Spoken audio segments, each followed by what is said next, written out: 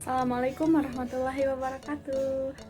Perkenalkan, nama saya Arti Marianti, kelas A1, Pendidikan Matematika, NIM 20510045.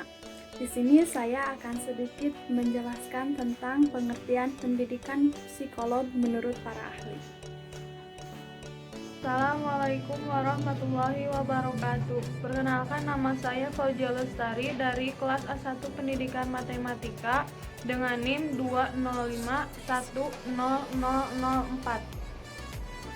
Assalamualaikum warahmatullahi wabarakatuh.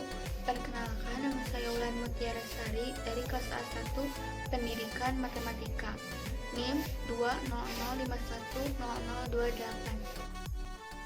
Assalamualaikum warahmatullahi wabarakatuh. Kenalkan, nama saya Khadijah dari kelas A1 Pendidikan Matematika NIM 205100022. Pengertian psikologi pendidikan menurut para ahli. Berikut ini terdapat beberapa pengertian psikologi pendidikan menurut para ahli terdiri atas: pertama, menurut Witherington 1982, pengertian psikologi pendidikan adalah suatu studi sistematis tentang proses-proses dan faktor-faktor yang berhubungan dengan pendidikan manusia. Kedua, menurut Sumaidi Suryabrata 1984, pengertian psikologi pendidikan adalah suatu pengetahuan psikologi tentang anak didik dalam situasi pendidikan. Ketiga, menurut Elliot dan kawan-kawan 1999, pengertian psikologi pendidikan adalah penerapan teori-teori psikologi untuk mempelajari perkembangan, belajar, motivasi, pengajaran, dan permasalahan yang muncul dalam dunia pendidikan. Keempat, menurut Muhyiddin Syah 2003, pengertian psikologi pendidikan adalah disiplin psikologi yang mempelajari masalah psikologis yang terjadi di dunia pendidikan.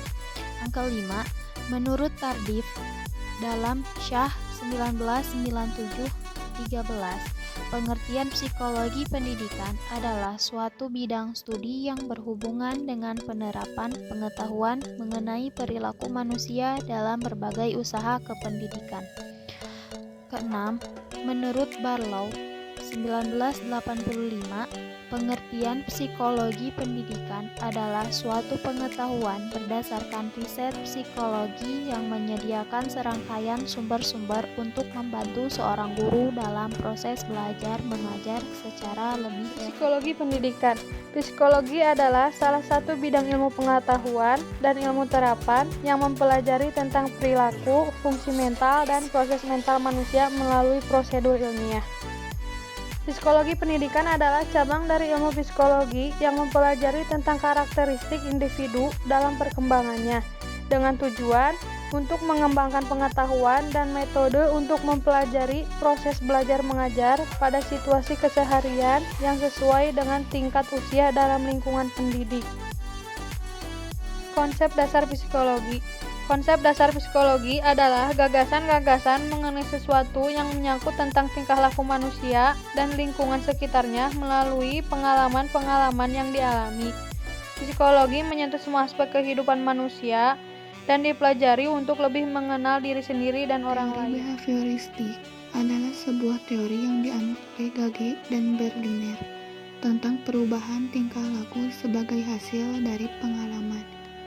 Beberapa ilmuwan yang termasuk pendiri dan penganut teori ini antara lain adalah Thorndike, Watson, Hull, Guthrie, dan Skinner. Teori ini lalu berkembang menjadi aliran psikologi belajar yang berpengaruh terhadap arah perkembangan teori dan praktis pendidikan dan pembelajaran yang dikenal sebagai aliran behavioristik. Aliran ini menekankan pada terbentuknya perilaku yang tampak sebagai hasil belajar.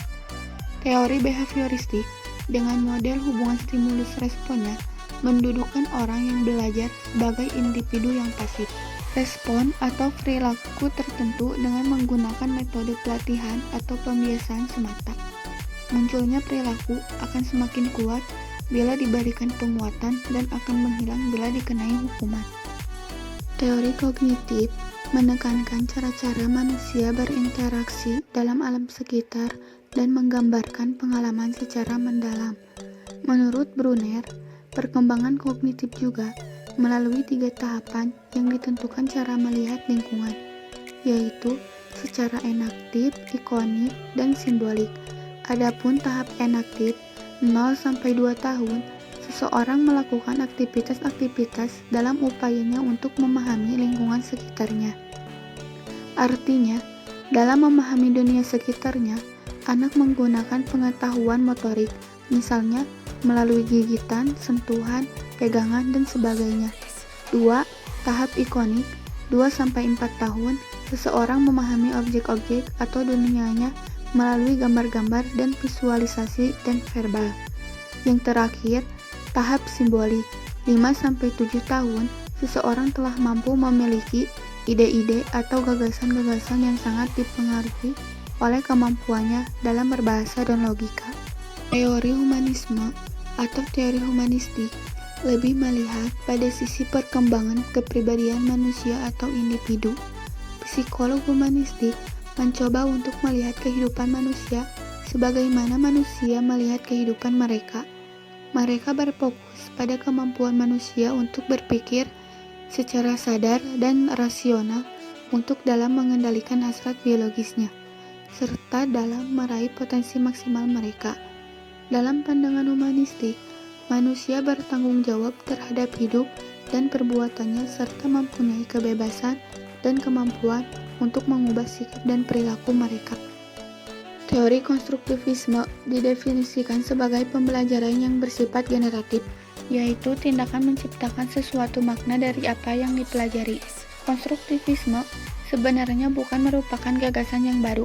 Apa yang dilalui dalam kehidupan kita selama ini merupakan himpunan dan pembinaan pengalaman demi pengalaman.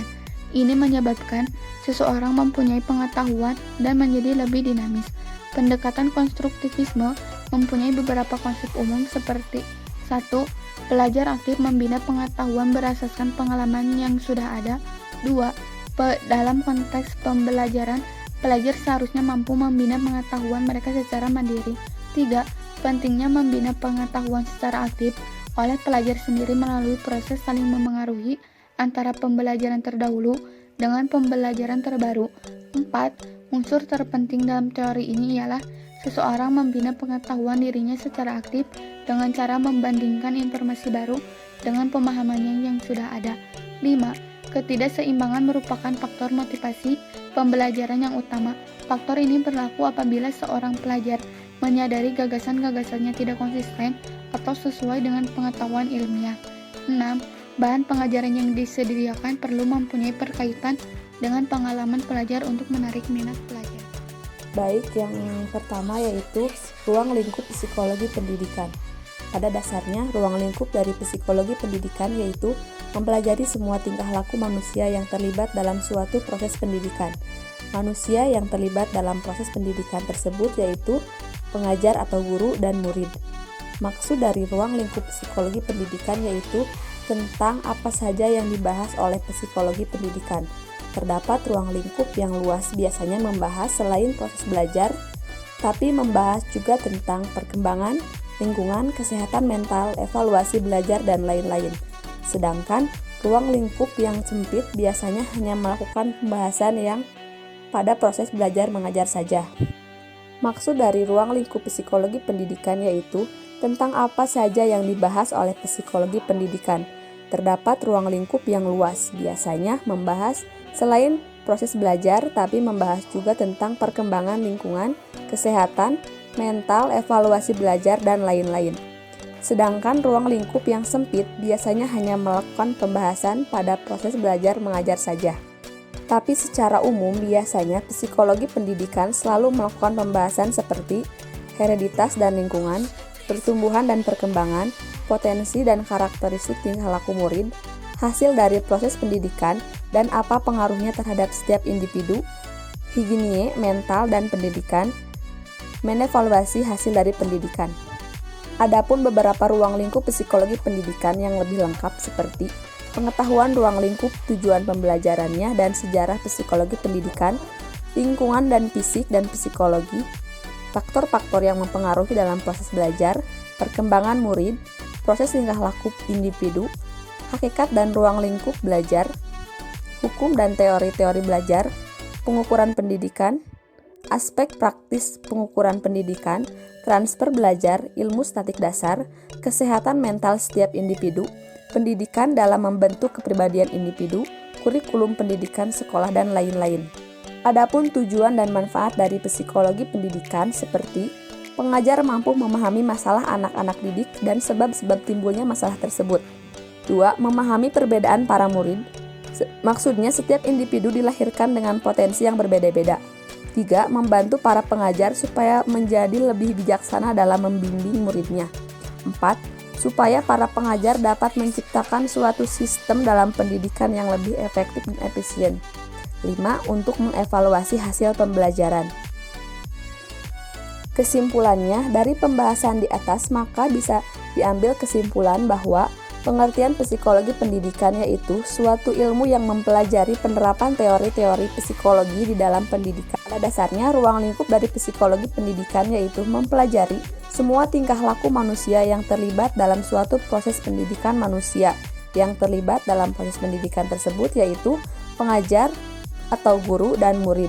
Maka dalam proses pendidikan yang dibahas yaitu tingkah laku murid yang berkaitan dengan proses belajar maupun tingkah laku proses pembelajaran. Itulah tulisan singkat yang membahas tentang pengertian psikologi pendidikan yang dilengkapi juga dengan ruang lingkup tujuan dan manfaatnya. Semoga tulisan ini dapat bermanfaat dan menambah wawasan kamu. Jika ada kesalahan mohon dimaafkan. Cukup sekian dan terima kasih. Wassalamualaikum warahmatullahi wabarakatuh. Mungkin kau tak pernah merasakan apa yang ku lakukan. Di setiap pengorbananku selalu jadi yang kau mahu, menjaga di setiap saat.